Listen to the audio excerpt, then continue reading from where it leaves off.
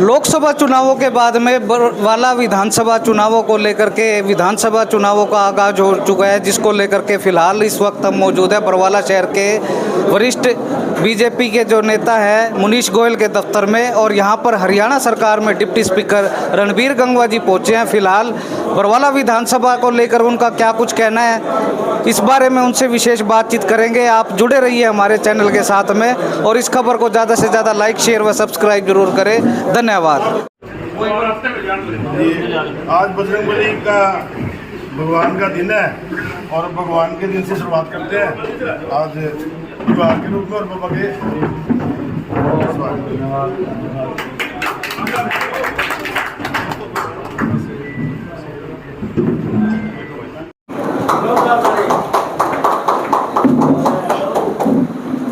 बहुत बहुत धन्यवाद।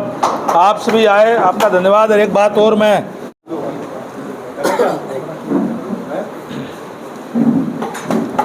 पहले तो सभी पत्रकार साथियों की तरफ से आपका बहुत बहुत बधाई।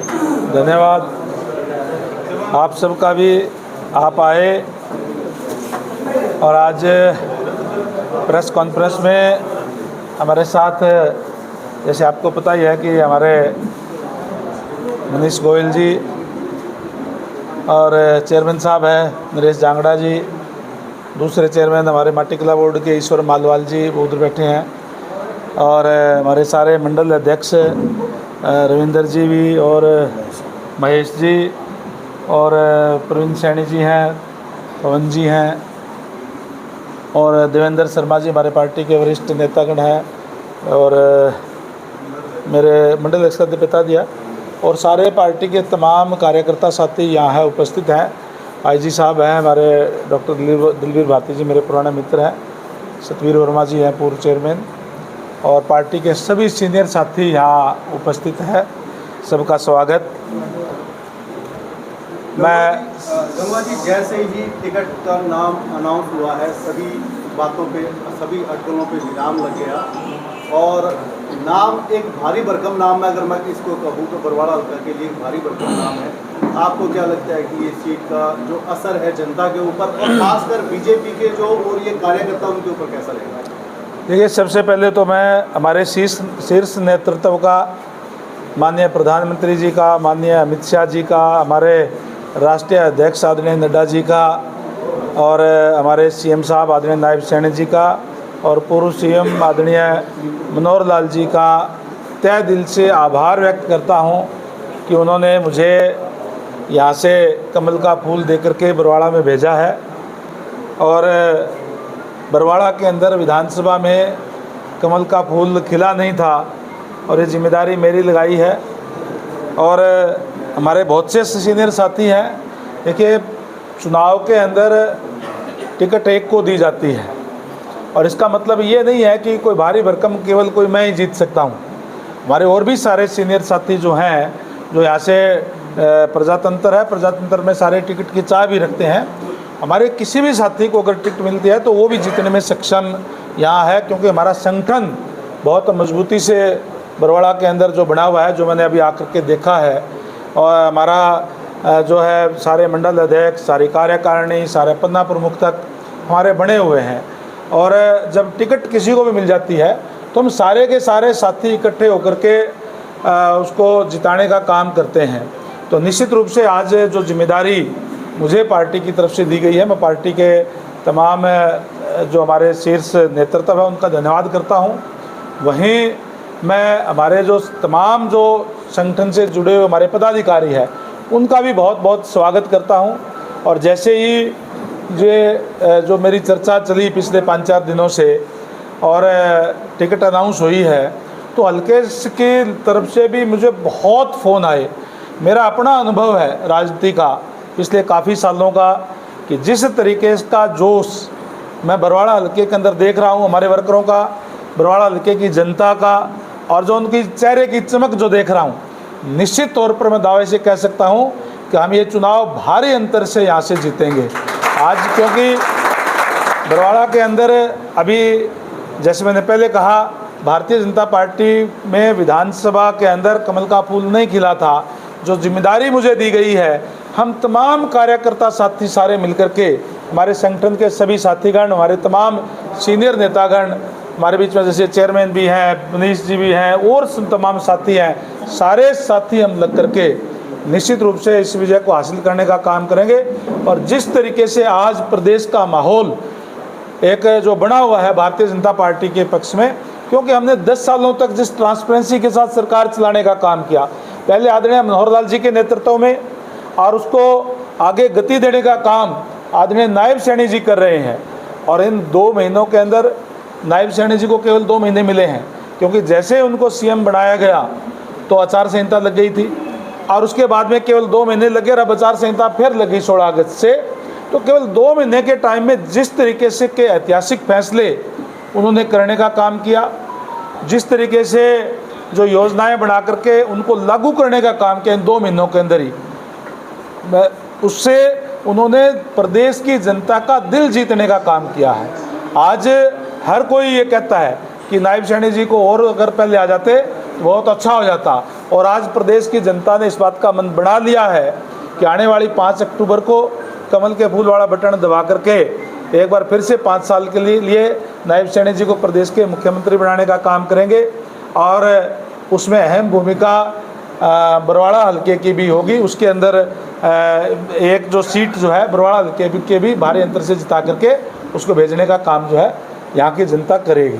लोकसभा चुनाव में जैसे 400 पार का नारा दिया गया था, वैसे ही जैसे अभी आपने कहा कि भारी भरकम वोटों से जीतेगी, क्या जैसे पहले ओवर कॉन्फिडेंस रहा अब की बार भी ओवर कॉन्फिडेंस तो नहीं है? देखिए, जहाँ तक आपने लोकसभा की बात कही, लोकसभा चुनाव के अंदर हमारे जो कांग्रेस के जो साथीगण थे, जिन्होंने खासकर जो राहुल गांधी जी, जिन्होंने संविधान की पत्रिका हाथ में लेकर के और ये प्रचार करने का काम किया कि भारतीय जनता पार्टी को 400 सीट किस लिए चाहिए, 272 के अंदर सरकार बनती है, ये तो संविधान बदलने का काम करेंगे, इस तरीके का भ्रमजाल एक फैलाने का जो काम किया था, उससे कहीं न कहीं लोग बहकावे के अंदर आ गए थे। अब उस चुनाव के बाद में हमारे तमाम कार्यकर्ता नेतागण सारे गांव में वार्ड स्तर कर जा कर के उनकी पोल खोलने का काम किया है कि जो कांग्रेस पार्टी जिन्होंने अपने समय में कि संविधान की धज्जियां उड़ाने का काम किया, आज भी याद है कि किस तरीके से 1975 के अंदर देश के अंदर इमरजेंसी लगा करके इतनी जुल्म और ज्यादतियाँ करने का काम किया जितनी शायद अंग्रेज़ों ने भी अपने समय में उनके राज में जो है वो नहीं की थी। उन लोगों ने इस तरीके का भ्रमजाल फैलाने का काम किया। एक बार तो कहीं न कहीं लोग भ्रम में आ जाते हैं थोड़े बहुत, उसके बाद नहीं आते। फिर भी अगर मैं लोकसभा का भी आप अगर देखेंगे तो सबसे ज़्यादा वोट परसेंटेज अगर किसी पार्टी को आए हैं तो भारतीय जनता पार्टी को आए हैं। 46.11% वोट भारतीय जनता पार्टी को मिला और 42% वोट कांग्रेस को मिला है। और कंस्टिट्यूंसी वाइज भी अगर देखें तो 44 सीटों के ऊपर भारतीय जनता पार्टी ने विजय हासिल की लोकसभा चुनाव के अंदर और 42 सीटों पर कांग्रेस ने हासिल की है। तो सबसे ज़्यादा हमने हासिल की। और जो उस समय में जो चुनाव था वो केवल इस तरीके से था, बीजेपी वर्सेस अदर्स।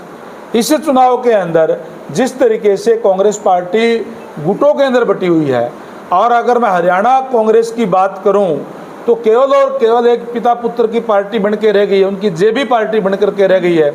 इसलिए बड़े बड़े नेता आज उनको छोड़ के जा रहे हैं, भारतीय जनता पार्टी के अंदर शामिल हो रहे हैं। और वो जो उनकी जो गुटबाजी है वो एक दूसरे को खुद ही निपटाने का काम करेंगे। मैं नहीं समझता कि आज हमें कांग्रेस के साथ कोई लड़ने की ज़रूरत है, वो तो एक दूसरे को खुद ही निपटा देंगे। हमने जो 10 सालों के अंदर जो कार्य किया है, समान विकास प्रदेश के अंदर करवाने का काम किया है, बिना किसी भेदभाव के युवाओं के अंदर एक मेरिट के आधार पर नौकरी देकर के उनके अंदर एक विश्वास पैदा करने का काम किया है, उसको लेकर के हम लोगों के अंदर जाएंगे। और मुझे पूरा विश्वास है बरवाड़ा हल्के की जनता भी, प्रदेश की जनता भी भारतीय जनता पार्टी का आशीर्वाद देने का काम करेगी। नरवाल के आपके काफी विकास कार्य गिनवाए जाते हैं, क्या लगता है आपको बरवाड़ा की जो ये अनदेखी हुई है या फिर बरवाड़ा में विकास नहीं हो पाया है पिछले प्लानों में, आने वाले समय में अगर आप जीत जाते हैं तो वो बरवाड़ा की तस्वीर बदल सकते हैं आप? देखिए, नड़वा हल्का और बरवाड़ा हल्का बिल्कुल एडजॉइनिंग है, एकदम से साथ लगता हुआ है।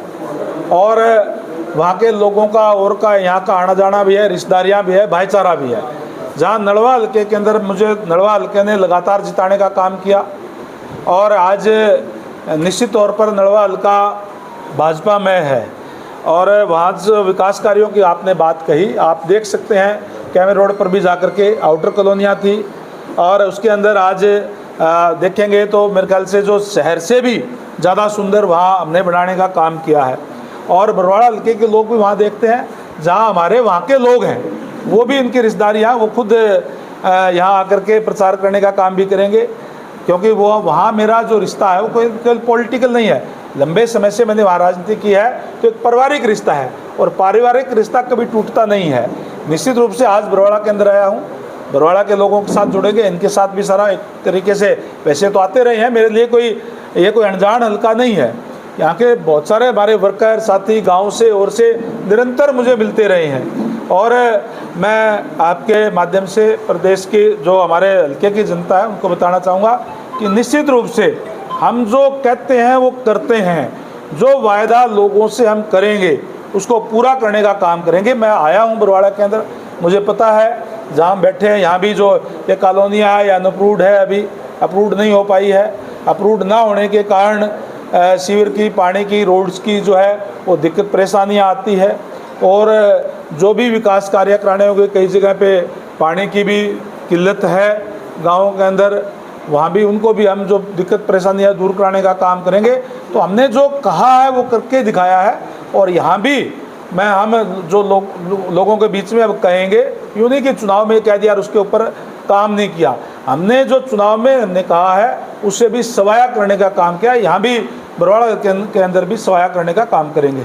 कल जिस प्रकार से बीजेपी के द्वारा जो लिस्ट जारी करी गई है उसके बाद में आप ही के पार्टी के काफ़ी नेताओं ने इस्तीफों का दौर शुरू कर दिया है, इसको लेकर के क्या कुछ कहना चाहेंगे? देखिए, प्रजातंत्र है, प्रजातंत्र के अंदर हर किसी की ये अधिकार भी होता है अपनी बात रखने का, लेकिन मैं ये बता दूं भारतीय जनता पार्टी के तमाम कार्यकर्ता एकजुट होकर के हम सारे के सारे साथी कार्य करेंगे और कोई भी किसी तरीके का कोई इस्तीफा या कोई नहीं जाएगा। सारे के सारे हम साथी मिलकर के हम कार्य करते हैं, यहाँ भी हम सारे मिलकर के और कमल खिलाने का काम करेंगे।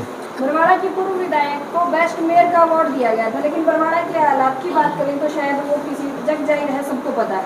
क्या कहेंगे, बेस्ट विधायक का अवार्ड तो मिल गया लेकिन बरवाड़ा के हालात और खस्ता हो गए। अपने अपने समय में हर कोई अपनी तरफ से प्रयास करता है काम करवाने की, जितने वो करवा पाए उन्होंने किया है, लेकिन मैं इस बात का विश्वास दिलाता हूँ बरवाड़ा हल्के के लोगों को कि जो कार्य रह गए हैं, जो कार्य मेरे सामने आए हैं, कुछ एक मेरे सामने आए भी हैं, मैं ये कहता हूँ कि उसके लिए ना कहीं चंडीगढ़ जाने की ज़रूरत, केवल मुझे बताने की ज़रूरत है। चंडीगढ़ से करवाना और उसको धरातल पे लागू करवाना वो मेरी जिम्मेदारी है। यहाँ से नुमाइंदा बनूंगा तो वो मेरी जिम्मेदारी है, मैं उसको करवाने का काम करूँगा। तो जीत के बाद क्या बरवाड़ा की जनता इशारा जाएगी आपसे मिलने के लिए?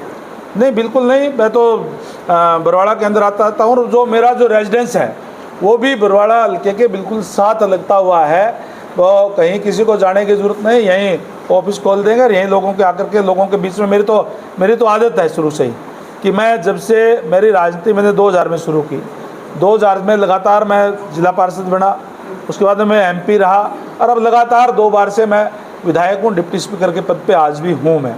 और मेरी आदत है कि मैं सुबह से ही लोगों को मिलने का काम करता हूँ और डिप्टी स्पीकर रहते हुए भी मैंने केवल 3 दिन चंडीगढ़ में लगाए और 4 दिन मेरे हल्के के अंदर लगाए। मैं खुद लोगों के बीच में आकर के उनकी समस्याएं जान करके उनको हल करवाने का काम करूंगा। गंगवा जी, एक देखा जाए जिस प्रकार से एक ऑडियो क्लिप वायरल हो रही है जिसको लेकर के भाई महाराज जो दर्शन गिरी जी है उन्होंने आपके ऊपर भी आरोप लगाए थे, उसको लेकर के क्या कुछ कहना? चुनाव है और भी ऑडियो बहुत सी आ सकती हैं। चुनाव के अंदर जो कई लोग हैं वो जो विरोधी लोग हैं उनका और तो कुछ नहीं, इस टाइप की बातें करते हैं, तो इन बातों पर ध्यान देने की जरूरत नहीं है जी। रणवीर गंगवा की ना ही कोई इस टाइप की भाषा है, ना ही मैं कोई इस टाइप की बात करता। जी, धन्यवाद।